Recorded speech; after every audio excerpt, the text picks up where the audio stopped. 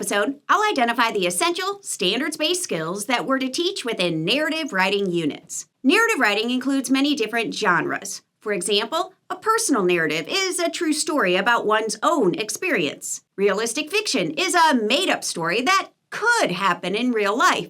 Fantasies involve magical or supernatural elements. Plays or dramas are stories written in script form and told through performance. And graphic novels tell stories through a mix of visual art and text. More unique narrative genres include stories written in response to a text read. For example, after reading literature, continue the story by imagining what happens next or exploring a future event. After reading a story, you can retell it from another character's perspective. You can write fiction based on fact. Create a fictional story inspired by information learned from nonfiction texts.